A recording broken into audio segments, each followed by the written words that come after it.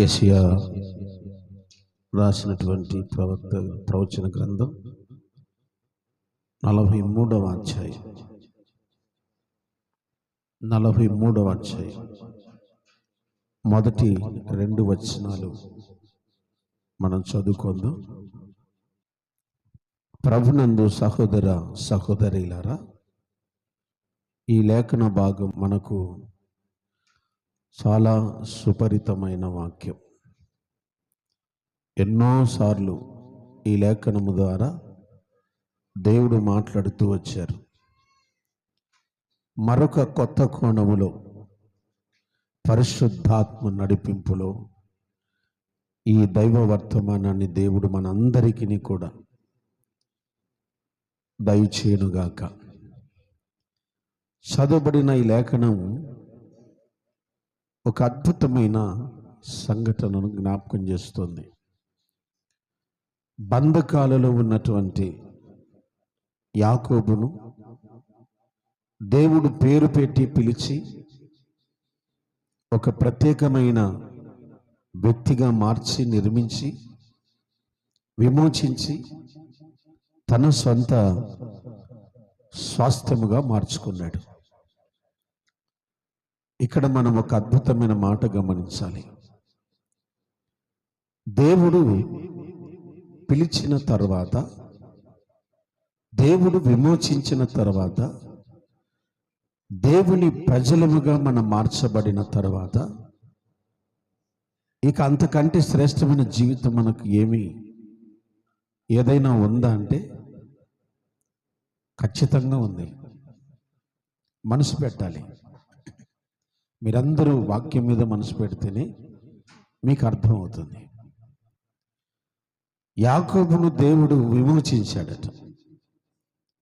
ఒక అద్భుతమైన వ్యక్తిగా ఆయన నిర్మించాను. నిన్ను విమోచించాను, నీవు నా సొత్తు అన్నాడు. ఇక అంతటితో ఆగలేదు.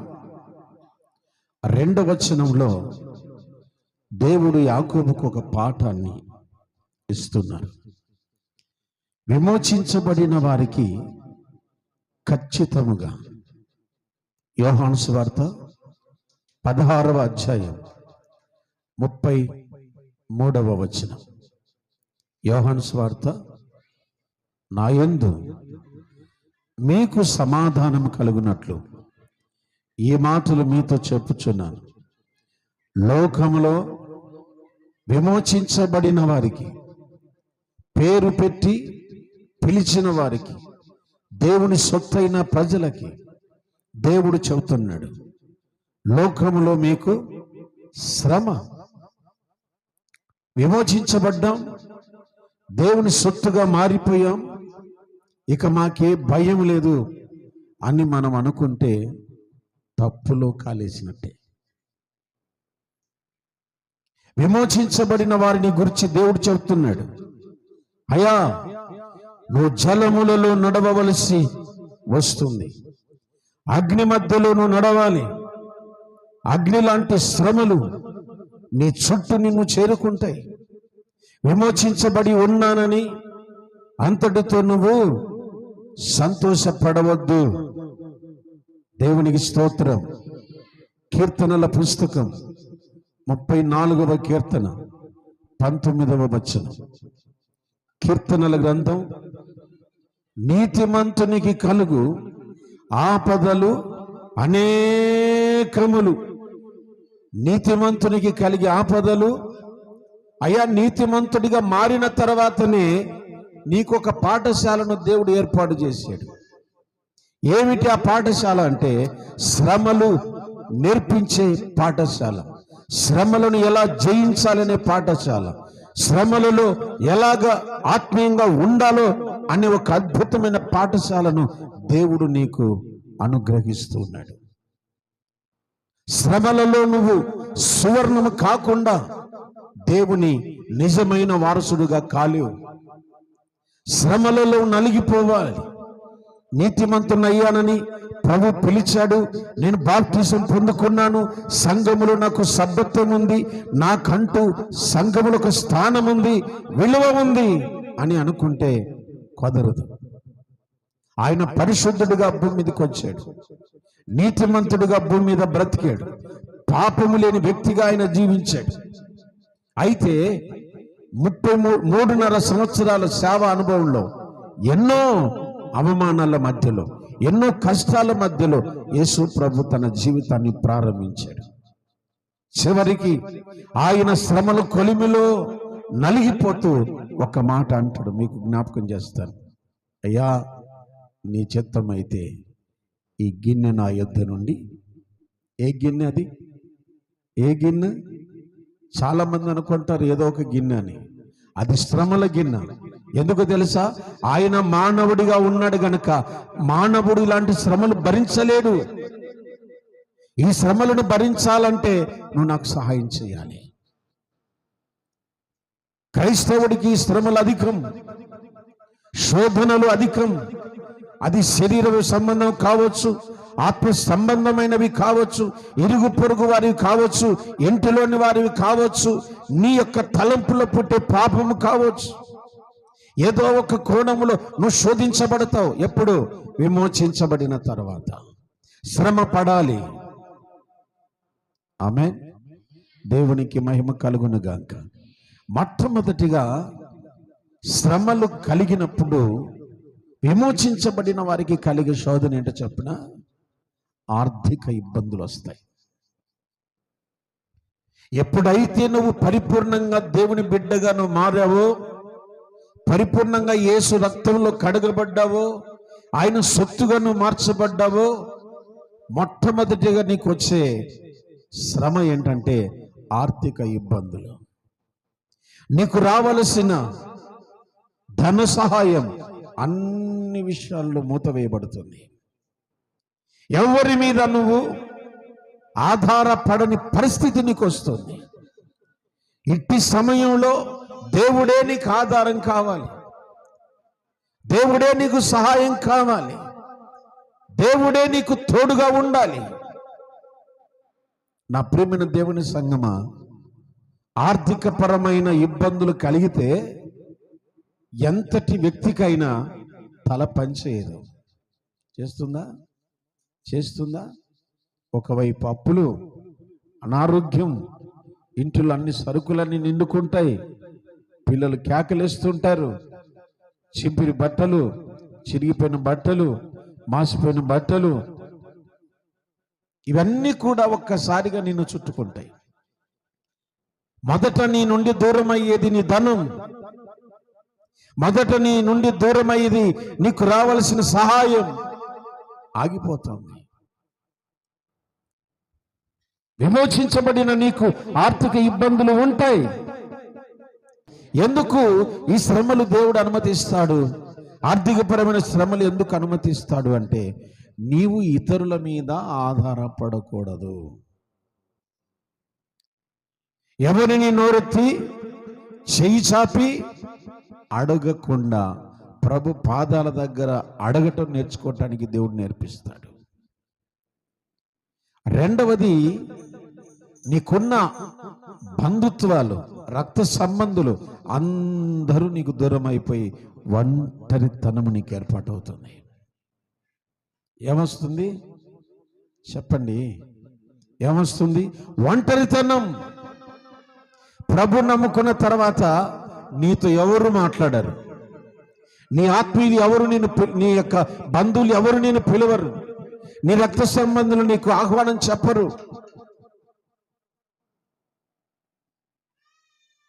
నీకు విలువ ఉండదు, వారి దగ్గర నీకు స్థానం ఉండదు. మా జీవితంలో జరిగిన మాట చెప్తాను. పాస్టర్మ గారు మేనమామ కూతురే నాకు. మా అమ్మ అన్న కూతురు. అయితే ప్రభు నమ్ముకున్న తర్వాత నేనైతే ఏం చెప్పలేదు ఆమెకి. పూలు తీసేయి, మెట్టెలు తీసేయి, బొట్టు పెట్టుకోవద్దు, ఇలా ఏం చెప్పలేదు నేను. సరే, ప్రభు ప్రేమను బట్టి ప్రభు ప్రేరేపిస్తే ఆమె తీసేసింది. ఎప్పుడైతే గాజులు, మెట్టెలు, ఆ తాలిబొట్టు తీసేసిందో, వాళ్ళ సొంత రక్త సంబంధులు, తల్లిదండ్రులు మాట్లాడడం మానేశారు, అన్నదమ్ములు మాట్లాడడం మానేశారు. మమ్మల్ని ఏ ఫంక్షన్కు పిలవడం లేదు, ఏ కార్యక్రమానికి పిలవరు. అసలు మేమున్నా లేనట్టే అయిపోయింది. ఎప్పుడైతే నువ్వు దేవుని బిడ్డగా మారుతావో నీ రక్త సంబంధులు అందరూ కూడా నీకు ఎడబాటు అవుతారు. ఇప్పుడు నీ బంధువులు ఎవరు? దేవుడు, దేవుని దూతలు, సంఘం. ఆమేన్. దేవునికి మహిమ కలుగునుగాక, ప్రభుకు స్తోత్రం కలుగునుగాక. ప్రేమైన దేవుని సంఘమా, ఎన్నో సాక్ష్యాలు నేను మీ జ్ఞాపకం చేస్తాను. ఒక సాక్ష్యం గుర్తు చేస్తాను. అది బ్రాహ్మణ కుటుంబం. ఒక ఊరు నుండి మరొక ప్రాంతానికి వచ్చారు. వారు ఇంటి కొరకు వెతుకుతుంటే ఒక అపార్ట్మెంట్లో ఒక ఇల్లు దొరికింది. వారి పక్కన క్రిస్టియన్స్ ఉంటారు, వారి పక్కింట్లో క్రిస్టియన్స్ ఉంటారు. అపార్ట్మెంట్ దొరికితే అక్కడ వాళ్ళు దిగారు. కొన్ని రోజులు వారి జీవితం సంతోషంగానే సాగింది. వాళ్ళు బ్రాహ్మణ్స్. తర్వాత కొన్ని కష్టాలు వారికి రావడం ప్రారంభించాయి. కష్టాలు వచ్చినప్పుడు వాళ్ళు చేయాల్సిన పూజలు, వ్రతాలు, హోమాలు చేయగలిగినవన్నీ చేశారు. కానీ వారి జీవితంలో మరింతగా పేదరికం పేరుకుపోతుంది. చాలా కష్టాలు వచ్చాయి. తెలిసిన వారి దగ్గరికి వెళ్ళి అడుగుతున్నారు. రెంట్ కట్టుకోవటానికి కూడా చాలా ఇబ్బందిగా ఉంది, కొంచెం సహాయం చేయండి. తోడబుట్టిన వాళ్ళని అడిగారు, తల్లిదండ్రులను అడిగారు, తనకు తెలిసిన స్నేహితులను అందరినీ అడిగారు. అందరూ చేతులు ఎత్తేశారు. ఎవరూ వారి వైపు చూడటానికి కూడా ఇష్టపడటం లేదు. ఇక మాట్లాడటము అసలే లేదు. ఇదే పరిస్థితులలో క్రిస్టియన్ ఫ్యామిలీ వారి స్థితిని చూసి, ఈ మధ్య చాలా మీరు దిగులుగా ఉన్నారు, ఏం జరిగింది అని అడిగారు. ఏం లేదు, మా ఇంటి చుట్టూ సమస్యలు చుట్టుకున్నాయి, పేదరికం, దరిద్రం మాకు వచ్చేసింది, ఏం చేయాలో అర్థం కావట్లేదు. మీరేం భయపడకండి, మేము చర్చికి వెళ్తాము, మా పాస్టర్ గారికి చెప్తాము, మీ కొరకు ప్రార్థన చేయమని చెప్తాము అన్నారు. సరే అన్న తర్వాత వాళ్ళు వెళ్ళిపోయారు. కొన్ని రోజులు గడుస్తుండగా ఇంటి యజమానుడు చనిపోయాడు. ఆ ఇంట్లో ఒక తల్లిగారు, కుమారుడు ఉంటారు. ఇంటికి పెద్దను కోల్పోయారు. పురుషుడున్నప్పుడే సహకరించని బంధువులు స్త్రీకి సహకరిస్తారా అండి? ఏం చూసిస్తారు? ఏ కష్టపడతావు, ఏ శ్రమ పడతావు? మనలాగా కూలీనాలు చేసుకునే బ్రతుకులు కూడా కాదు. ఇలాగ ఉండగా క్రిస్టియన్ ఫ్యామిలీ వాళ్ళతో వీళ్ళు మాట్లాడుతున్నారు. ఏం భయపడకండి, బాధపడకండి, దేవుడు మీకు మంచి రోజులు ఇస్తాడు, తప్పకుండా దేవుడు ఖచ్చితంగా మీరు సహాయం చేస్తాడు, మేము కూడా ప్రార్థన చేస్తున్నామని చెప్పారు. సరే, మేము కూడా ఒకసారి చర్చికి వస్తామండి అని బ్రాహ్మణ కుటుంబం తల్లి, కుమారుడు అడిగారు. తప్పకుండా రావచ్చు, మీరెందుకు రాకూడదు? చర్చికి వెళ్ళిన తర్వాత దైవజనుడు చెప్పిన వాక్యం విని అక్కడే కన్నీళ్లు కార్చి తన పాపములు ఒప్పుకొని రక్షణ పొందటానికి సిద్ధమైంది. దేవునికి స్తోత్రం, హల్లెలూయా. ఇలాగ కొన్ని రోజులు గడిచాయి. ఇక బాప్తిసం తీసుకొని దేవునితో ఒక మంచి తీర్మానంగా బ్రతకాలనుకున్నారు తల్లి, కుమారుడు. సరే ఏం చేసి అలాగ బ్రతుకుతున్నారు.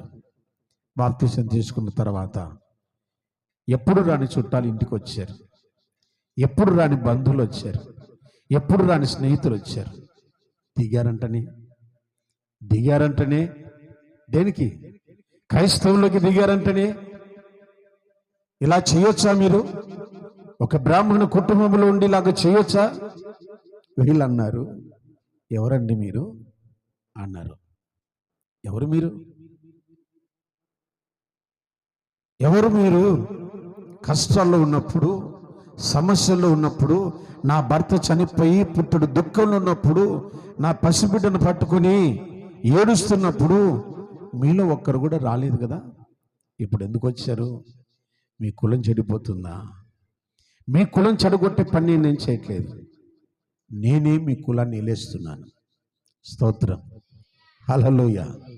నేనే మీ కులాన్ని నుండి వెలేస్తున్నాను. నేను క్రైస్తవురాల్ని, మీరు ఏమన్నా చేసుకోండి అని చెప్పారు. వాళ్ళు చేయాల్సినవన్నీ చేశారు. వాళ్ళ దారిన వాళ్ళు వెళ్ళిపోయారు. వీరు తల్లి కుమారుడు క్రైస్తవతలు పెరుగుతున్నారు. ఇలాగ పెరుగుతుండగా సంఘంలో పరిచర్య చేయటం, దేవునికి గంటల తరబడి ప్రార్థన చేయడం, సావుకుని ఇంటికి పిలిపించుకొని ప్రార్థనలు పెట్టించుకోవడం ఇలాగ జరుగుతున్నాయి. బాబు పెరిగి పెద్దవాడయ్యాడు. బాబుకు పాస్టర్ గారు ఒక స్థలం ఇచ్చారు. నాయన ఇక్కడ పరిచర్య చేయి. సరే గారు. అమ్మగారికి ఒక పరిచర్య ఇచ్చారు. అంట్లు దోమడం, కూరగాయలు దోవడం, తరమడం, తర్వాత వంటశాల దగ్గర ఉండడం, పరిచర్య చేయడం, ఇస్తర్లు ఎత్తేయడం, నీళ్లు పోయడం, మళ్ళీ అంట్లు కడగడం, మందిరం శుభ్రం చేయడం, ఆమె చేయగలిగిన పనులన్నీ చేసేది. ఒక రోజున చేశారా మీరు చర్చిలో? మన ఊర్లో కాదు. తల ఊపుతున్నారు. మన ఊర్లో కాదు, నంద్యాల మందిరంలో ఎప్పుడైనా చేశారా? దొరలెక్కవై కడుపు నిండా తిని కదా. హల్లెలూయా, దేవునికి మహిమ కలుగును గాక. అన్నీ చేసి ఇక అలాగా దేవుని సన్నిధిలో ఎదుగుతూ ఉండగా దేవుడు ఆ కుటుంబాన్ని బ్లెస్ చేశాడు. ఆమేన్. అగ్ని లాంటి శ్రమల మధ్యలో నలిగిపోయిన ఆ కుటుంబాన్ని దేవుడు ఎత్తుకోవడం ప్రారంభించాడు. స్తోత్రం. వర్ధిలించడం ప్రారంభించాడు. స్తోత్రం. అభివృద్ధి చేయడం ప్రారంభించాడు. స్తోత్రం. తిట్టిన వారు, దూషించిన వారు, అవమానపరిచిన వారు, వెలివేసిన వారు అందరూ కూడా ఏమవుతుందిరా, వీళ్ళకి ఎక్కడి నుంచి వస్తుందిరా? దేవుని కృప పరలోకపు ద్వారాలు తెరిచి సమృద్ధి జీవాన్ని ఇస్తుంది. దేవునికి స్తోత్రం. హల్లెలూయా. కష్టపడి ఆ బ్యాంకులోని ఈ బ్యాంకులోని తీసుకొని బాబును చదివించింది. వేరే రాష్ట్రాలకు వెళ్ళి, వేరే ప్రాంతాలకు వెళ్ళి హైయర్ స్టడీ చదువుకున్నారు. అద్భుతం ఏంటో చెప్పిన, ఆ అబ్బాయి కలెక్టర్ అయిపోయాడు. గంభీరంగా చప్పలు కొట్టాలి మీరు. దేవునికి స్తోత్రం, దేవునికి స్తోత్రం. విమోచించబడిన తర్వాత నీ జీవితంలో ఎన్ని శ్రమలు వస్తాయంటే, ఎన్ని కష్టాలు వస్తాయంటే, నీ ఆత్మీయులందరూ కూడా నిన్ను వదిలేసి వెళ్ళిపోతారు. నీ రక్త సంబంధాలందరూ కూడా నిన్ను వదిలేసి వెళ్ళిపోతారు. ఒంటరితనం నేను వేధిస్తుంది. ఎందుకా ఈ బ్రతుకు, ఎందుకా ఈ జీవితం, ఎందుకా నేను ఇంకా బ్రతుకు ఉన్నానన్న ఆలోచనతో నువ్వు నింపబడతావు. అగ్ని లాంటి శ్రమలు, ఒకవైపు ఆర్థిక ఇబ్బందులు, ఇలాగ మనసులో గుండె చెదిరిపోయిన హృదయంతో బాధపడుతుంటావు. నేను విమోచించబడ్డాను అని నువ్వు సంబరపడతావు. అగ్ని లాంటి శ్రమల మధ్య నువ్వు వెళ్ళాలి. ఆమేన్. ఈ శ్రమల మధ్య వెళుతున్నప్పుడు ఆయన చెప్పాడు, అగ్ని జ్వాలలు నిన్ను కాల్చాలవు, జలములలోను పడి వెళతావు. అగాధము లాంటి అనుభవాలు నీకు వస్తాయి. అయ్యో, నేను బయట పడలేనేమో, ఈ సంసారాన్ని నేను ఇక ఈదలేను, ఈ అప్పుల బాధ నుంచి నేను విడుదల పొందలేను, ఈ కుటుంబాన్ని నేను భరించలేనని అనుభవాలు నీకు వస్తాయి. అయితే దేవుడు అంటాడు, జలములలో పడి నువ్వు వెళ్ళినా అవి నీ మీద పొర్లి పారవు. స్తోత్రం, స్తోత్రం.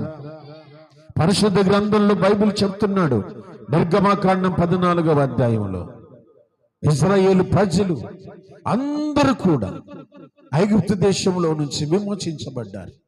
అద్భుతం ఏంటో చెప్పనా? యేసు రక్తానికి సాదృశ్యమైనటువంటి వధించబడిన దేవుని గొర్రెపిల్ల ఆ రక్తం గడప కమ్ములకు పూయబడి అందరూ మరణము నుండి, మరణపు దూత నుండి తప్పించుకున్నారు. ఆ రోజు వాళ్ళకు సంతోషం, ఆ రోజు వాళ్ళకు ఆనందం. ఇక కష్టాలు లేవు, ఇక మట్టి తొక్కటం లేదు, ఇటుకలు చేయటం లేదు, మట్టికిలు పోయటం లేదు, ఇక ఆ జింక మట్టి పని లేదు. శ్రమల కొలిమిలో నుంచి దేవుడు మనం విమోచించాడు అని ఆ రోజు గొప్ప పండుగ చేసుకున్నారు. నిర్గమకాండం 12వ అధ్యాయం మొదటి వచనం. నిర్గమకాండం 12వ అధ్యాయం మొదటి వచనం. మోషే అహరోనులు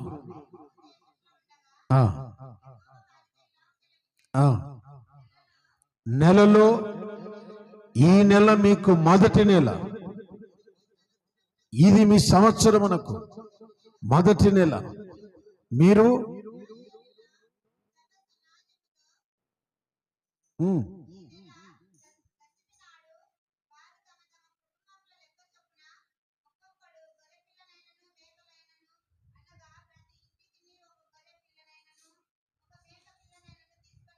దేవుని స్తోత్రం.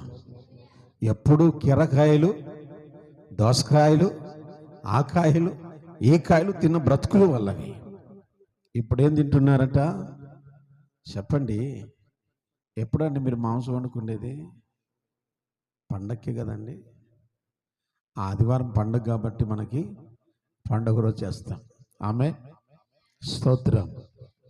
ఏం తెచ్చారా పండగ అంటే? మాంసమే, స్వీటు, ఇంకా హాటు.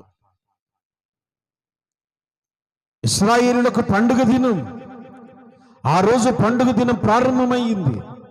శ్రమలకు వాళ్ళ ముగింపు కలిగింది.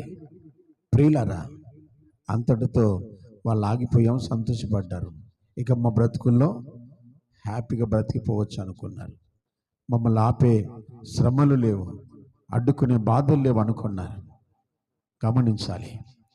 కాస్త దూరం ప్రయాణమైన తర్వాత 14వ అధ్యాయంలో వారికి ఎర్ర సముద్రం అడ్డొచ్చింది. ఏమడ్డం వచ్చింది చెప్పండి? ఏమడ్డం వచ్చింది? హల్లెలూయా, స్తోత్రం. ఇప్పుడు వాళ్ళ పరిస్థితి దయనీయ.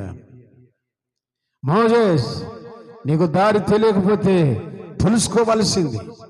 పసిబిడ్డలు, ముసలి వాళ్ళు, గర్భవతులు, బాలింతలు, పశువులు, పక్షులు, ఎంతో మంది బలహీనులైన వారు ఇక్కడ ఉన్నారు. ఎలాగిప్పుడు వెళ్ళటం? సముద్రం అడ్డొచ్చింది, సముద్రంలోకి తీసుకొచ్చావేంటి? ఎలాగని ఆలోచిస్తున్నారు. నా ప్రియమైన దేవుని సంగమా, మీరు గుర్తుపెట్టుకోండి, నీ సంసారం అనే సముద్రం ఎంత గొప్పదైనా, ఎంత భయంకరమైన అలలు నీ జీవితంలో కలుగుతూ ఉన్నా, ఎటువంటి సుడిగుండాలు నీ బ్రతుకులో, నీ సంసారంలో కలుగుతున్నా, నువ్వు భయపడొద్దు. నువ్వు భయపడొద్దు. అవి నీ మీద పొర్లి పారవు. స్తోత్రం. అవి నిన్ను ముంచజాలవు. స్తోత్రం. అవి నిన్నేమి చేయలేవు. అంతే. అలాగ అలుతూ ఉంటుంది, అంతే. అలా కదులుతూ ఉంటాయి. దేవుని వాక్యం చెబుతుంది, యెహోవా కలగజేసే రక్షణ ఓరక నిలిచి, గట్టిగా చెప్పాలి, చూడండి. దేవుడు కలగజేసే రక్షణ ఊరక నిలిచి చూడుడి. దేవుడు కలగజేసే రక్షణ విమోచించబడిన వారి పట్ల మీరేమి జోక్యం చేసుకోవాల్సిన అక్కర్లేదు. ఏ విషయంలో కలవరపడాల్సిన అక్కర్లేదు. ఏ విషయంలో భయపడాల్సిన అక్కర్లేదు. ఓరక నిలిచితే దేవుడి అద్భుతాలు చేయడం ప్రారంభిస్తాడు. ఈ సంసారం మీద లేను, ఈ పిల్లలు నేను భరించలేను, ఈ భర్త నేను భరించలేను, ఈ ఆర్థిక ఇబ్బందులు నేను భరించలేను, ఈ అప్పులు నేను భరించలేను. పొరపాటు అయిపోయింది. తెలుసో తెలియక అప్పు చేశావు, బాధపడుతూ దేవుడు నీకు మార్గం సరళం చేయబోతున్నాడు. Praise the Lord. సమస్యలు తీర్చబోతున్నాడు. మంచి మార్గము సరళం చేసి ఉన్నతమైన స్థాయి నీకు ఇవ్వబోతున్నాడు. అట్టి కృప దేవుడు దయచేయును గాక. ఎందుకు భయపడుతున్నావు? ఇది నీకు కొత్త కాదు.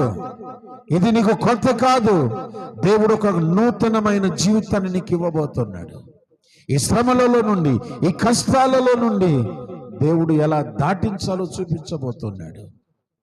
ప్రియమైన దేవుని సంగమా, ఓరక నిలిచిస్తే ఆయన మందిరంలో నీ బాధ అంతా చెప్పు, నీ కష్టమంతా చెప్పు, నీ వేదన అంతా చెప్పు. నిమ్మలపరిచే దేవుడు నీకున్నాడు. నిమ్మలపరిచే దేవుడు. ఎట్టి శ్రమలనైనా సమాధానంతో నింపే దేవుడు నీకున్నాడు. పరిశుద్ధ గ్రంథంలో మనం చదువుతాం, మోసే సముద్రం వైపు చేయి చాచినప్పుడు సముద్రము ఆరిన నేలగా అయిపోయిన. హల్లెలూయా. ఆరిన నేల మీద దేవుని ప్రజలు నడిచిరి. చూసారా, సముద్రంలో మార్గాలు దేవుడు ఏర్పాటు చేశాడు. నీ అప్పులు తీర్చలేడు అనుకుంటున్నావా? నీకు ఒక మంచి ఆలోచన ఇస్తాడు. అది వ్యాపారం కావచ్చు, లేకపోతే మరొక మార్గం కావచ్చు, వృత్తి కావచ్చు, ఏదైనా సరే దేవుడు నీకు కార్యం చేయబోతున్నాడు. భయంకరమైన సమస్యలలో దారిని ఏర్పాటు చేసిన దేవుడు ఈ చిన్న చిన్న దానికి నువ్వు కలవరపడుతున్నావే, చిన్న చిన్న వాటికి నువ్వు బొంబేలెత్తుతున్నావే. నువ్వు కలిగిన దేవుడు ఎలాంటి వాడు తెలుసా? కలుగునుగాక అంటే ప్రపంచం కలిగింది. అటువంటి దేవుని నువ్వు కలిగి ఉన్నావు. కాకపోతే నువ్వు చెప్పడం లేదు ఆయనకు. నీ బాధ చెప్పటం లేదు, నీ సంసారం గురించి చెప్పట్లేదు, నీ భర్త గురించి, నీ పిల్లల గురించి, నీ భవిష్యత్తు గురించి, నీ ఇంటిని గురించి, నీ ఇరుగు పొరుగు వారి గురించి, నీకున్న వ్యాధిని గురించి, నీకున్న దుఃఖముని గురించి నువ్వు దేవునికి చెప్పటం లేదు. ఆమేన్. చెప్పటం లేదు. మీరు బైబిల్లో గమనిస్తే సముద్రము దాటి సముద్రము వైపు కాకుండా వెనక్కి పోదాం అనుకున్నారు వాళ్ళు. కొంతమంది వెనక్కి పోదాం అనుకుంటే వెనకేముంది తెలుసా? చెప్పాలి. ఫరో సైన్యం, వెనక ఫరో సైన్యం, ముందర ఎర్ర సముద్రం. ఎదురా దారి. నీ ఆత్మీయ యాత్రలు ఇలాంటి ఎన్నో నీకు కలుగుతూ ఉంటాయి. నీ ఆధ్యాత్మిక జీవితంలో ఇలాంటి శోధనలు నీకు కలుగుతూ ఉంటాయి. ఒకరిని చేయి చాచకుండా భక్తిగా ఎదగాలని నువ్వు తీర్మానం చేసుకుంటావు. ఎంత ఇబ్బంది ఉంటుందో చెప్పనా, ఎంత కష్టమవుతుందో చెప్పనా. నేను ఒక సోదరుడు చెప్తున్నాను నాతో, ఓ సహోదరుడు, నాకు బాగా తెలిసిన సోదరుడు, అన్నయ్య పోయిన నెలలో నీకు చెప్పకే నేను సూసైడ్ చేసుకోవాలనుకున్నా. అయ్యో, ఎందుకు అన్నయ్య? ప్రార్థన చేసుకున్నాను చెప్పావు గనక. ప్రార్థన చేసుకున్న తర్వాత దేవుడు నాకు ఒక ఆలోచన ఇచ్చాడు. ఆలోచన ఇవ్వగా నీకు ఫోన్ చేశాను. నాకు ఒక ఐడియా ఇచ్చారు మీరు. ఆ ఐడియా ప్రకారం నేను ఫాలో అయ్యాను. దేవుడు నా మార్గం సరళం చేశాడు. దేవునికి స్తోత్రం. ప్రభుకు మహిమ కలుగును గాక. నేను చెప్పాను, ఇప్పుడు అర్థమైంది కదా దేవుని ప్రేమ. ఇప్పుడు అర్థమైంది కదా దేవుడు నీ పట్ల ఎంత బాధ్యత కలిగి ఉన్నాడు. కాబట్టి తొందరపడి ఎలాంటి నిర్ణయాలు తీసుకోవద్దు. ఈ దేవుడు చేతగాని వాడు కాదు. జలములలోను పడి వెళుతావు, అవి నీ మీద పొల్లి పారవు. అగ్ని లాంటి శ్రమలు నీకు వస్తాయి, అగ్ని జ్వాలలు నిన్ను ఆర్పలేవు. ఆత్మీయ యాత్రలో మనం విమోచించబడ్డాం, బాప్తిస్మం రక్షణ పొందుకున్నాం కాబట్టి ఇక మాకు ఫ్రీ అనుకోవద్దు. ఇలాంటి శ్రమల గుండా నువ్వు నడిచినప్పుడే శుద్ధ సువర్ణంగా నువ్వు మార్చబడేది. ఆమేన్. ప్రభుకు స్తోత్రం కలుగునుగాక. ప్రభుకు మహిమ కలుగునుగాక. దేవుని వాక్యం చెబుతుంది, వాళ్ళందరూ ఆరిన నేల దాటి వెళ్ళిపోయారు. శత్రువులందరూ కూడా నీటిలో మునిగిపోయారు, ఒక్కడు మిగలేదు. అప్పుడు పాడారు వారు, అప్పుడు తంబుర తీసుకొని పాటలు పాడారు, అప్పుడు నాట్యం ఆడారు, అది నిజమైన పండుగ. ఐగుప్తు దేశంలో వారు చేసింది నిజమైన పండుగ కాదు. అర్థమైందా? వాళ్ళు చేసింది అప్పుడు కాదు నిజమైన పండుగ. ఎప్పుడు? సముద్రము దాటిన తర్వాత చేశారు. అప్పుడు అద్భుతం జరిగింది. నీ యొక్క ఆత్మీయ యాత్రలో, సంసారం అనే ఊబిలో ఎన్నో అవరోధాలు నీకు వస్తుంటాయి. కలవరపడనే పడకు. అస్సలు భీతి చెందొద్దు. ప్రతి చిన్న విషయం దేవుని సన్నిధిలో ప్రార్థన, మనపూర్వకంగా ప్రార్థన చేయండి. ఎలాంటి విషయమైనా ప్రార్థన ప్రార్థన ప్రార్థన. ఆమేన్. ప్రార్థన ద్వారానే నీకు అన్ని ద్వారాలు ఓపెన్ చేయబడతాయి. అన్ని ద్వారాలు ఓపెన్ చేయబడతాయి. నీకున్న ప్రతి సమస్యకు పరిష్కారం ప్రార్థనే. అయితే గత వారంలో మీకు చెప్పాను, విజ్ఞాపన రోజు చెప్పాను, గుర్తుందా? హృదయంలో పాపమున్న ఉండిన ఎడల నీ మనవిని దేవుడు వినక పోవును. హృదయంలో పాపం ఉంచుకొని నువ్వు ఎంతకాలం ప్రార్థన చేసినా వ్యర్థమే. దేవుని సన్నిధిని, దేవుని గ్రంథాన్ని, దైవ సేవకుని, పరిచర్యను లక్ష్యము చేయని వాడు పాపానికి లక్ష్యం ఇస్తున్నాడు, చోటిస్తున్నాడు. జాగ్రత్త పడాలి. నువ్వు దేవునికి మాత్రమే హృదయంలో చోటు ఉండాలి. ఆమేన్. పరిచర్యకు మాత్రమే చోటు ఉండాలి. ప్రార్థనకు మాత్రమే చోటు ఉండాలి. వాక్యానికి మాత్రమే చోటు ఉండాలి. దైవికమైన సంబంధమైన వాటికి మాత్రమే నీ హృదయంలో చోటు ఉండాలి. అప్పుడు నీ ప్రార్థన అంగీకరించబడుతుంది. అక్కడ పాపం చేసి వచ్చి ఇక్కడ స్తోత్రం అంటే ఒప్పడు దేవుడు. ఖచ్చితంగా క్షమాపణ, పశ్చాత్తాపడి, సమాధానపడి, క్షమాపణ అడిగి దేవుని దగ్గర ఒక నూతనమైన వ్యక్తిగా, ఇజ్రాయేలుగాను మార్చబడాలి. ఆమేన్. రెండవదిగా మనం పరిశుద్ధ గ్రంథంలో చదివితే అగ్ని లాంటి శ్రమలు బైబిల్లో మనం చూస్తాం.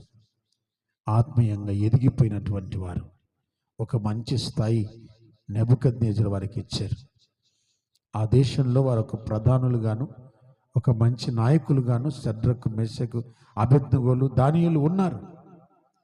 వారికి ఒక మంచి స్థాయి ఉంది. ఆ దేశంలో విలువ ఉంది, మంచి పేరుంది. ఎందుకంటే వారు పరిశుద్ధంగా బ్రతుకుతూ వచ్చారు.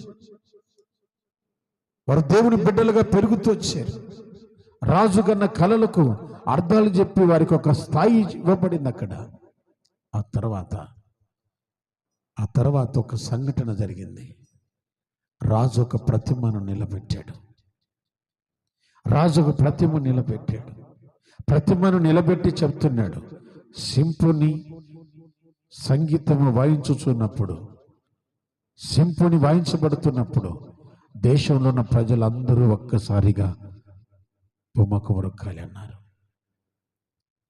అందరూ ఒకేసారి ఆ సంగీతం మీటపడగానే అందరూ బొర్లపడుతున్నారు. 3 వ్యక్తులు మాత్రం నిలబడ్డారు. అందరూ సాగిలపడుతున్నారు.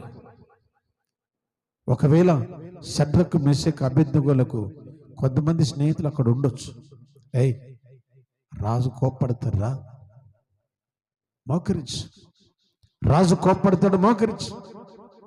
చేతులు పట్టి లాగిండవచ్చు. కానీ అగ్ని లాంటి ఆ శ్రమలో వారు దేవుని కొరకు నిలబడ్డారు. Praise the Lord. దేవునికి మహిమ కలుగును గాక.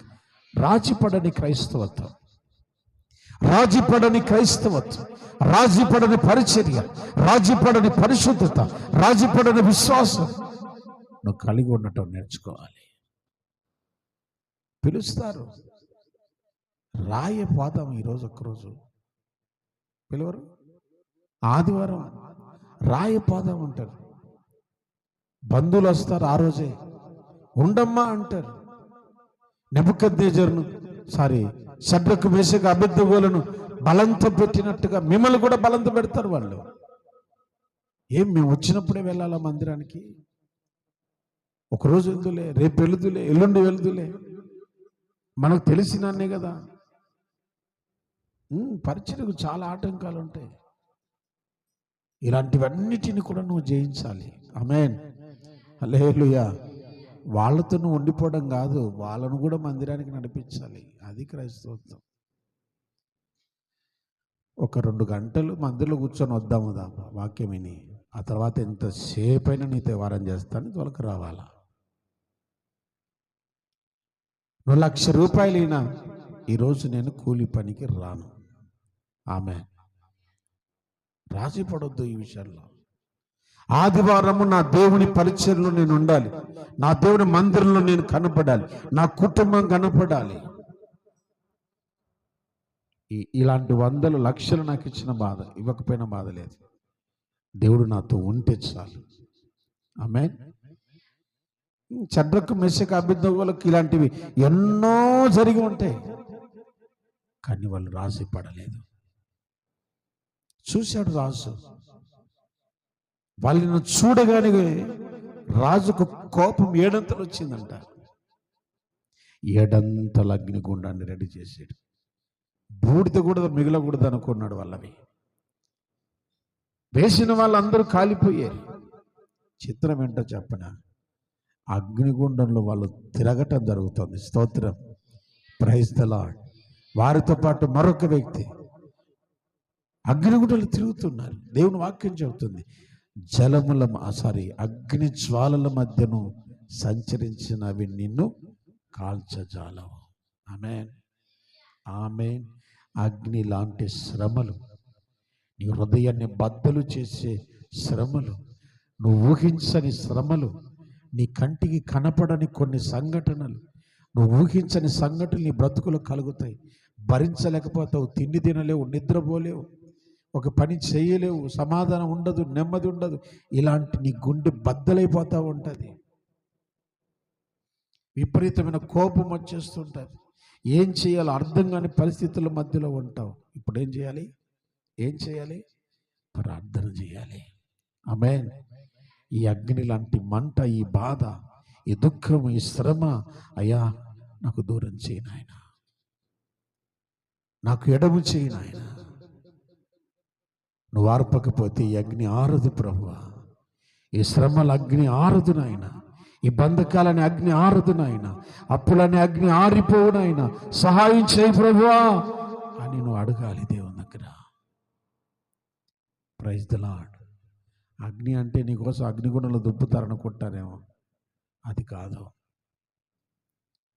నువ్వు ఒక సంఘటన చూడకూడదు, కానీ నీ కళ్ళ కనపడింది, అది గుండె బద్దలైపోతే,